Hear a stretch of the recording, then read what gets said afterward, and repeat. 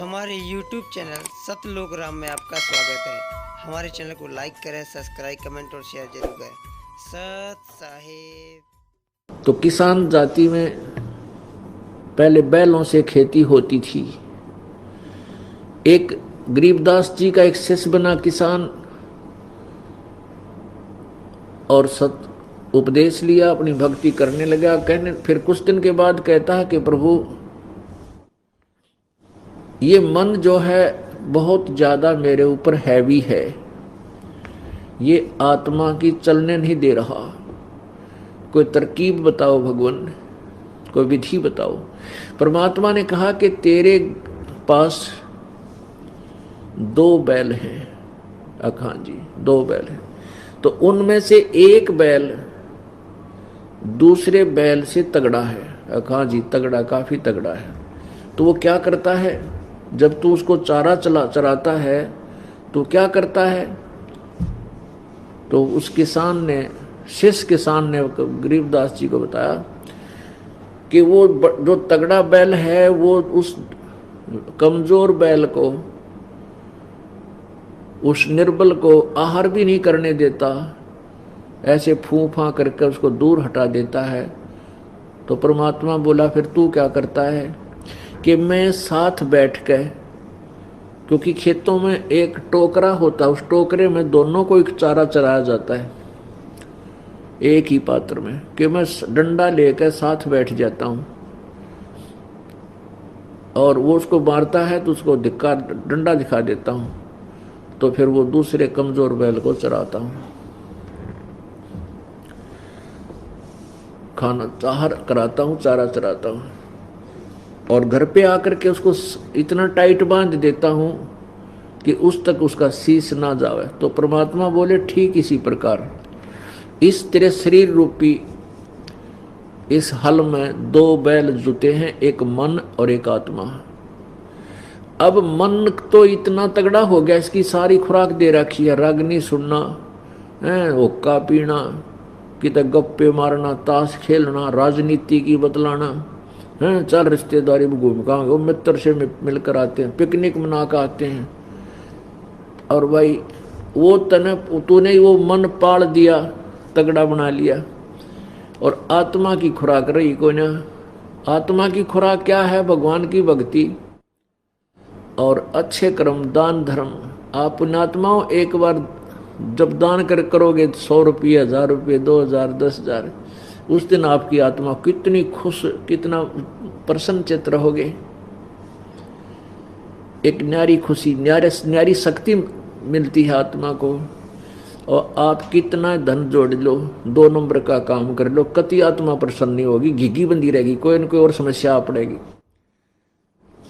तो परमात्मा ने कहा कि आपने मन की खुराक गणी कर रखी है, आत्मा की खुराक तूने बंद कर रखी है। आत्मा की खुराक भक्ति क्या करते थे हम पहले, 7वें दिन एक दिन तो हनुमान का व्रत रख लिया करते, मंगलवार का, और शाम ने हनुमान चालीसा जल्दी जल्दी फटाफट कर फिर चल भाई चलते। एक आली सुख, एक ज्योति जगाते थे, वह घी में आधी भीगी होती थी, आधी सूखी, और उसको लगा देते थे, दीप में जगा देते थे। वो हनुमान चालीसा पूरा नहीं होता था, इतने वह बुझ लेती थी। और ओम जय जगदीश हरे, स्वामी जय जगदीश हरे फटाफट उसने करते थे, इतने भी बुझ लिया करती सुबह वाली। तो और शाम की हनुमान चालीसा करते इतने, यानी ये थी हमारी पूजा की विधि। और 7वें दिन 100 रुपये का प्रसाद बूंदी बांट दिया करते, ये हम भक्ति करते थे और ये दान करते थे। अब पुण्यात्माओं, परमात्मा कहते हैं जिन हर जैसा सुमरिया, ताको तैसा लाभ, ओसा प्यास न भागे ही, जब लग धसे निआब। जिन हर जैसा सुमरिया, जिन्होंने भगवान जैसा भक्ति करी, जैसा दान किया, उतना ही उसे लाभ मिलेगा। ओसा प्यास न भाग ही, जब लग धसे निआब। ओस चाटने से प्यास नहीं बुझ सकती, ओस चाटने से मनुष्य की प्यास नहीं बुझ सकती। वो तो एक गिलास पानी का गट गट गट हैं, एक दो गिलास पिएगा जब प्यास बुझेगी। तो जो हम साधना करते थे वो ओस चाट रहे थे। अब ये साधना हमें मिली है, ये वो गिलास के गिलास पियो। यहां देख रहा हूं पुण्यात्मा 10वें दिन सत्संग शुरू हो जाता है, कितनी उम्र करा रहे हैं। परमात्मा की जब यथार्थ भक्ति हमें मिल जाएगी, घर में बरकत होगी, आपके धरे धरे पैसे बढ़ने लग जाएंगे कुछ दिनों में। नुकसान की बात बहुत 100 कोस दूर हो जाएंगी। तो वो परमात्मा अपनी प्यारी आत्माओं पर आप रहम करता है, आपको इतनी बरकत देगा, आपके इतने दुख दूर कर देगा और फिर प्रेरणा देगा कि बेटा बेटी अब कुछ दान कर लें। मन में ऐसी प्रेरणा देगा कि अब कुछ 2 हाथ भी छोड़ दें। आपको ऐसा लगेगा कि जैसे आज ये बालक बीमार हो गया था, मानो 20,000 में डॉक्टरों का पीछा ना छूटे, और वो परमात्मा की कृपा से एक जोत बोलन तो ठीक हो गया। फिर कुछ दिन के बाद मन में आवागी कुछ पाठ भी करवा दे।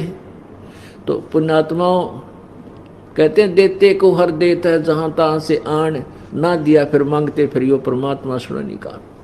अब हमने दान करने की पहले तो नीत नहीं थी, और नीत होती तो विधि ठीक नहीं थी, वो किया हुआ दान हमें प्रतिफल नहीं देता। अब आप दान करके देखियो, परमात्मा कहते चारों युगों में देख लो हमने किसका रखा मारे। हमने चारों युगों में देख ले, जिसने भी जिस इष्ट पे सच्चे दिल से जो कुछ दान किया है विधिवत, हमने किसका रखा मारे। द्रौपदी ने